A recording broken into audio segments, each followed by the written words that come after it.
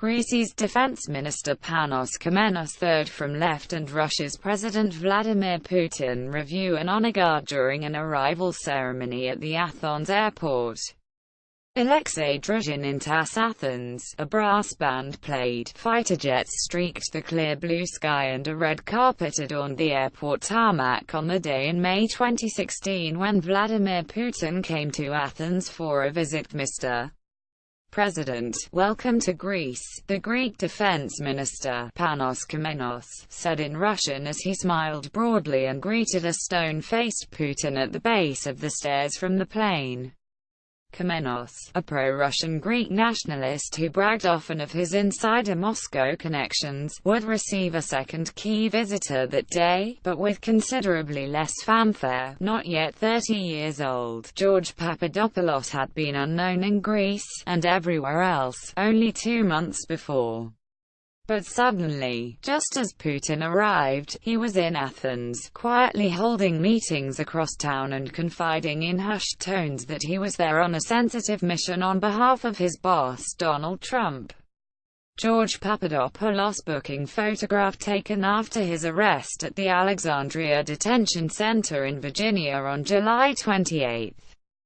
Alexandria Sheriff's Office. This October, Papadopoulos pleaded guilty to lying to the FBI about his extensive efforts to connect Trump's presidential campaign with senior Russian officials. Trump has since dismissed Papadopoulos as a low-level volunteer, but in his ancestral homeland, the man whom Trump had named in March 2016 as one of 5 top foreign policy advisors and an excellent guy, was regarded as a critical interlocutor, first to the Trump campaign and later to the incoming Trump White House. He may have carried on like a second-rate actor in a political thriller, as one acquaintance described his manner. But when he bragged that he had helped Trump win the presidency, many here believed it. Before his spectacular fall, he was lavishly wined and dined by local business kingpins, celebrated in official tweets and rewarded with perks, judge in an island beauty contest, of a favorite Greek son.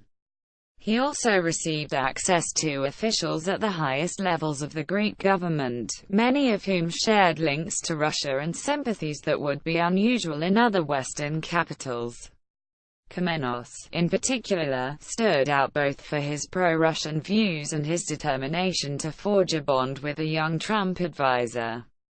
Although Papadopoulos' plea deal focused on his contacts with an obscure and mysterious Maltese professor who claimed Russian ties, Greek politicians and analysts say his best and most obvious path to Moscow would have run through Athens. If I were in his shoes, I would have thought, can my Greek friends help me make the Moscow connection, said Thanos Dokos, Director General of the Hellenic Foundation for European and Foreign Policy. It would make sense. Whether that's how it happened may be a subject for Special Counsel Robert S. Mueller III, who continues to investigate possible collusion between the Trump campaign and the Russian government to influence last year's presidential election. Former National Security Advisor Michael Flynn's deck. One guilty plea, also for lying to the FBI about Russia, suggests that Mueller is looking at an array of possibilities. But in Greece, the connection between the officials Papadopoulos cultivated and his vigorously pursued campaign objective to build up relations with the Kremlin, and ideally broker a meeting between Putin and Trump, is hard to miss. The son of Greek immigrants who was raised in Chicago, Papadopoulos had a thin resume that was full of exaggerations, including a non-existent stint at Model United Nations. But during a meeting with the Washington Post's editorial board in March 2016, Trump named him as one of 5 foreign policy advisors. At the time, the Republican frontrunner had been largely abandoned by the party's foreign policy establishment and was under pressure to produce his team, having previously said his top foreign policy advisor was myself. Even in the relatively intimate world of Greek and Greek-American international relations experts, Papadopoulos was a mystery. The few who had met him said he was earnest. He showed up to casual get-togethers in suit and tie, unambitious. His aim, he told associates, was to get a job on a U.S. presidential campaign and to work in the White House. But he was also very green. Okos, who heads one of the most prominent Greek foreign policy think tanks, said he met Papadopoulos because he was the assistant to a researcher with the Washington-based Hudson Institute who was conducting interviews in Athens. He was basically serving as the note-taker, Dokos said. Less than 2 years later, after a short stint with the Ben Carson campaign, Papadopoulos was in Washington to meet Trump and join the team of the man who would become America's 45th president. As it happened, Kamenos was in Washington the same day, for a meeting of the American-Israel Public Affairs Committee. The Greek defense minister had largely been shunned by the Obama White House for his bombastic rhetoric. He once threatened to unleash a wave of jihadists on Berlin if the European Union did not back off its austerity demands, and for his Moscow links. Throughout the worst of Greece's economic crisis, Kamenos had been outspoken in arguing that the country could pivot to Russia for help if negotiations with Europe turned sour. He also pushed for an end to sanctions imposed on Russia, championed a plan for Russia and Greece to jointly manufacture Kalashnikov assault rifles, and befriended a number of influential Moscow players, including the wealthy Greek-Russian businessman and politician Ivan Savvidis. He's been one of the strongest Putin supporters in Greece, said Adonis Georgiadis, vice president of Greece's centre-right New Democracy Party. Greece, an EU and NATO member, has a long-standing strain of its geopolitics that looks east to Russia rather than to the west, but Kamenos, leader of the right-wing Independent Greeks, was also eager to improve his ties to Washington.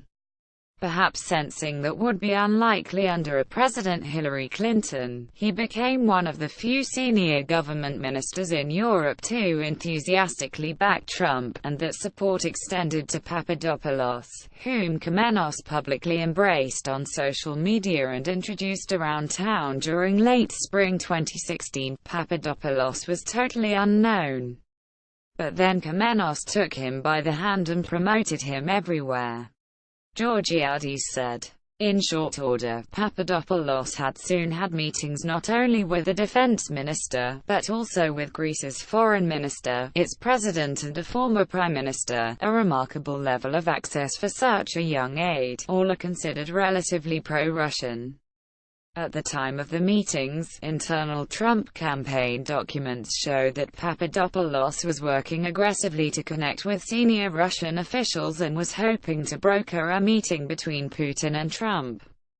It is not known whether Papadopoulos met any members of Putin's entourage in May 2016, when both were in Athens and the president was accompanied by his foreign minister, plus state oil and gas executives. But Georgiadis said he believed that Kamenos would have been able to put the two sides in touch, and had good reason to do so. He would have wanted to show Papadopoulos that he had good ties with the Russians, and he would have wanted to show the Russians that he had good contacts with the Americans, Georgiadis said. Kamenos did not respond to requests to be interviewed for this article. Attorneys for Papadopoulos said they would not comment on his meetings with Greek officials. Others who met with Papadopoulos around that time described him as acting as though he were on a secret mission, refusing to confirm the location of meetings until half an hour before they began. Every so often, he would lower his voice so as not to be overheard or drop hints of major contacts. Alexis Papachilas, editor of the well-regarded Greek daily Kathimerini, later wrote of his meeting with Papadopoulos. Kamenos was not Papadopoulos's only important link to Greek power circles. Soon after Papadopoulos was named to Trump's campaign, he reached out to the Rev. Alex Karloutsos, a senior official with the Greek Orthodox Archdiocese of America and an influential player in the Greek-American community, Karloutsos, who said he has visited the Oval Office under every president since Jimmy Carter, helped Papadopoulos make some early contacts in Greece, but he soon noticed that the young advisor was prone to exaggerating his own importance as a conduit to Trump. He was also troubled by Papadopoulos's reaction to his swift transformation from an outsider hungering for insider connections to a player the insiders all wanted to know. Papadopoulos, Karloutsos said, lapped up the perks of being romanced by the Greek business and political elite. He was caught up in the euphoria. "No one knew me, then everybody knew me," Karloutsos said. He loved being in the limelight. The glare grew many times brighter after Trump's surprise victory. Within hours, Kamenos tweeted his congratulations to the president-elect, along with a picture of Papadopoulos and a note saying the young Greek-American was now important for Greece. When Papadopoulos returned to Greece the next month, he told Mariana Karkaounaki, an investigative reporter for Kathimerini, that he had a blank check for any job he wanted in the Trump administration because of his services to the campaign. "Everyone knows I helped him get elected. Now I want to help him with the presidency," Papadopoulos boasted in a text message. When prominent Greeks and Greek Americans gathered at Washington's Metropolitan Club for a party the night before Trump's inauguration, Kamenos and Papadopoulos were both there to celebrate. 8 days later, Papadopoulos was interviewed by the FBI, and lied, according to his plea agreement, about the timing and nature of his interaction with a Maltese professor. There would be no White House job. In both Athens and Washington, Papadopoulos virtually disappeared from view, but he became a frequent guest on Mykonos, the Greek island that's a paradise for the well-heeled, during the late spring and into the summer. Locals said he was a regular if discreet visitor at the island's poshest clubs. He judged a beauty contest, watching impassively as bikini-clad contestants marched by, and onlookers at the clubs described him as partying hard and spending freely. "He didn't say where he got the money," said one witness to an expensive night of revelry. "He just told us he worked for the Trump administration." Papadopoulos's lawyers, Thomas Breen and Robert Stanley, disputed the descriptions of their client's behavior on Mykonos. Like many of the unflattering statements made by those who have an agenda to discredit George, those statements are flat-out lies, they said. By midsummer, Papadopoulos was telling people on Mykonos that he had grown disenchanted with the United States and planned to settle permanently in Greece, but on July 27, he flew to Dulles International Airport and was arrested by federal agents upon arrival. He soon began cooperating with Mueller's investigation in return for a sentence sharply reduced from the 5 years in prison that he could have faced for lying to the FBI. His whereabouts afterward are not known. In mid-October, Kamenos visited Chicago, Papadopoulos's hometown, as the defense minister traveled the United States with Greek Prime Minister Alexis Tsipras. At the White House, Kamenos beamed as he extended a hand to greet Trump. On October 30, Papadopoulos's plea was made public. Since then, Greek officials have largely avoided talking about him.